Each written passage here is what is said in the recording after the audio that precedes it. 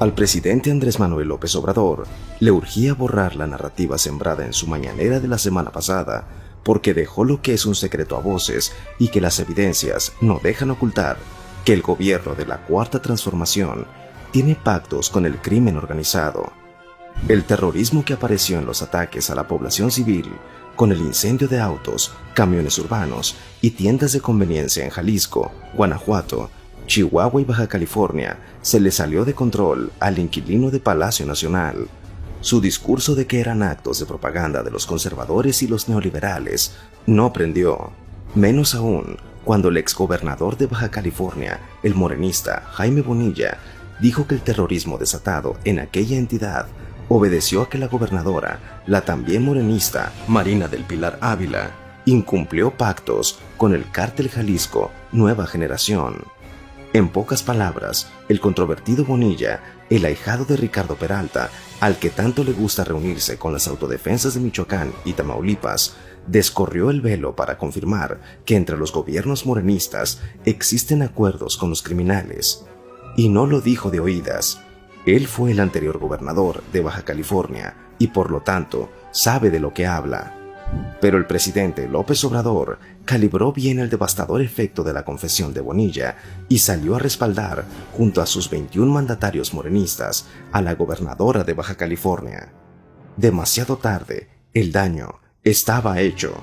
sobre todo si a eso se le suman las absurdas declaraciones de la alcaldesa de Tijuana, la también morenista Montserrat Caballero, quien le pidió a los criminales que sembraron el pánico en su ciudad que cobren las facturas a quienes no les pagaron lo que les deben, no a las familias, no a los ciudadanos que trabajan. O sea, el gobierno morenista dándole carta de legitimidad al cobro de piso de los criminales. Para colmo, el desfalco de más de 9,000 millones de pesos a Segalmex, la CONASUPO de la Cuarta Transformación,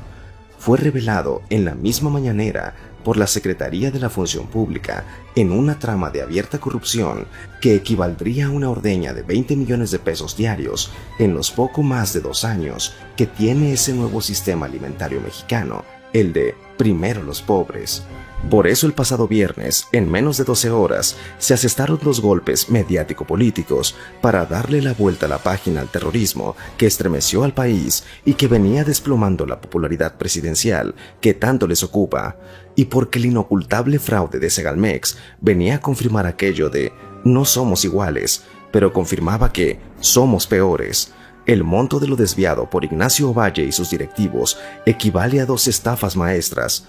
¿Algún cuatroteísta ya en la cárcel? El primer golpe para cambiar la narrativa fue la detención de Jesús Murillo Caram, el que fuera procurador en el sexenio de Enrique Peña Nieto. Se le acusa de ser el fabricador de la verdad histórica en el caso de los 43 normalistas desaparecidos en Ayotzinapa, un crimen de Estado, de acuerdo con las investigaciones reveladas esa misma semana por Alejandro Encinas desde la Subsecretaría de Gobernación. El segundo golpe mediático fue la liberación de Rosario Robles, la exsecretaria de Desarrollo Social, también en el gobierno de Peña Nieto, detenida el 13 de agosto de 2019 y enviada al penal femenil de Santa Marta, Catitla, donde permaneció 3 años privada de su libertad sin que le fuera resuelta su situación jurídica. El caso de la detención de Murillo Caram tiene distintas aristas. La primera es cuestionar si se puede cometer un crimen de Estado sin que el jefe de Estado sea informado. En el caso de Ayotzinapa, es inevitable concluir que si se inculpa a Murillo Caram, las investigaciones deben alcanzar a Miguel Ángel Osorio Chong, el que fuera secretario de Gobernación y responsable entonces de la Seguridad Nacional, además del general secretario Salvador Cienfuegos y por supuesto el entonces presidente Enrique Peña Nieto. El procurador de aquellos días no era independiente. Ninguno es todavía investigado. En el caso de Rosario Robles, sí existieron desvíos superiores a los 5,000 millones de pesos, y si la mayoría de estos fueron a parar al estado de Hidalgo, tanto a la universidad como al sistema de televisión estatal, que Osorio Chong, exgobernador hidalguense, que en el momento de la estafa despachaba como poderoso secretario de Gobernación, no se viera involucrado en el diseño del desvío, o al menos en el destino de esos recursos. No es curioso que en ambos golpes mediático-políticos, el de Murillo Karam y el de Rosario Robles, un común denominador sea el nombre de Osorio Chong. Sí, el mismo personaje y actual senador, instigador del hasta ahora fallido golpe de Estado contra Alejandro Alito Moreno, presidente nacional del PRI, quien alejó al partido tricolor de la sombra del gobierno de la Cuarta Transformación para sumarlo al movimiento opositor Va por México. Lo que parece evidenciarse tanto en la detención de Murillo Karam como en la liberación de Rosario Robles es un ajuste de cuentas con todos aquellos que pactaron su inmunidad en la transición del gobierno anterior al de la Cuarta Transformación, comenzando por el expresidente Enrique Peña Nieto. El pacto presumiblemente incluía el nadie toca a nadie si el PRI apoya las iniciativas de Morena. Con el rechazo a la reforma eléctrica y la votación de la Guardia Nacional en puerta, desde la óptica presidencial, el pacto no se cumplió, sobre todo cuando aquellos que pactaron su inmunidad son capaces de hacer un control de daños y expulsar del partido a Alito, convertido hoy en un perseguido político al que le allanan su casa, lo boletinan desde la presidencia, lo detienen en migración y ahora le intentan aplicar un desafuero express. Con la detención de Murillo Karam, será obligado a citar a Osorio Chong, bajo la premisa de que si él era el responsable de la seguridad nacional, no podía estar ajeno a los hechos, sobre todo cuando la Policía Federal estaba bajo su manto, y ahí se ubica a los presuntos torturadores con cuyas declaraciones se armó la verdad histórica,